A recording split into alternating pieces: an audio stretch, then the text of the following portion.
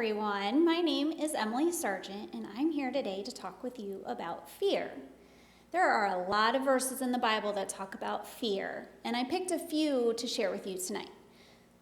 So, Psalm 23:4, even though I walk through the valley of the shadow of death, I will fear no evil, for you are with me. Your rod and your staff, they comfort me. And Psalm 27:1, the Lord is my light and my salvation. Whom shall I fear? The Lord is the stronghold of my life. Of whom shall I be afraid?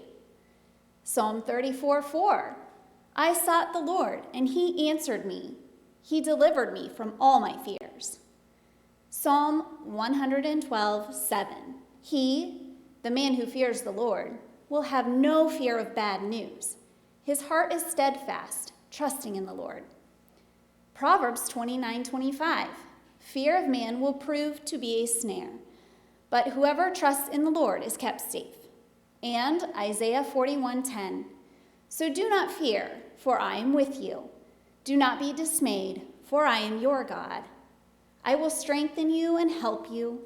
I will uphold you with my righteous right hand. So boys and girls and everyone else, I want you to think for a minute, when was the last time you did something really scary?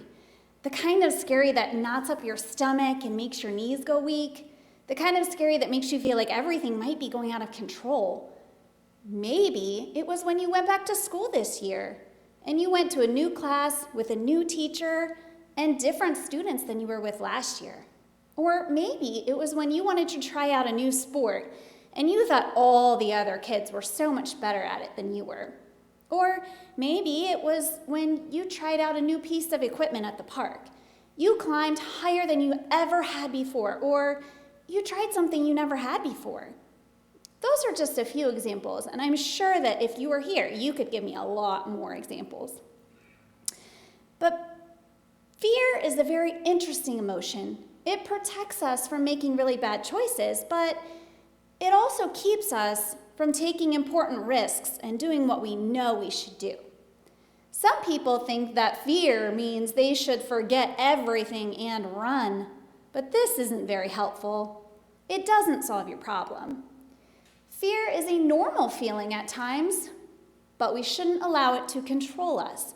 We should find ways of dealing with our fear so that it doesn't prevent us from accomplishing God's purposes in our lives. So I'm going to show you a little example here of what fear looks like. So this clear container represents our body. I want you to imagine that this is our body. And this baking soda represents the fear that we have in our body. I'm going to pour this baking soda into this container. And fear is naturally going to come into our lives. It just does. It's a natural thing in everybody's life because it exists in the world. And we can't escape fear at all. So we have some fear here in our bodies.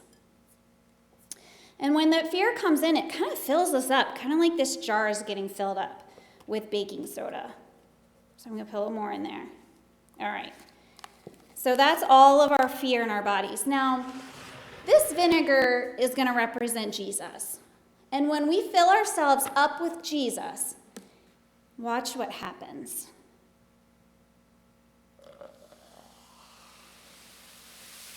Look at that.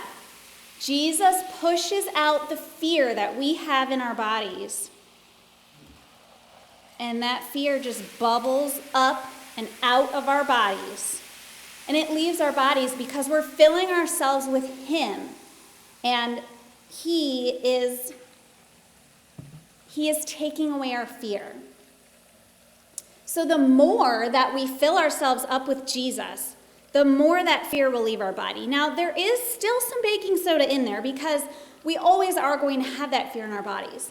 But the more that you fill up with Jesus and the more that you focus on him and read his word and be with people who are like-minded like you, all of this baking soda, all of this fear is just going to leave your body. So boys and girls and everyone else, I just want to encourage you, keep filling yourself up with Jesus and let him take your fears away.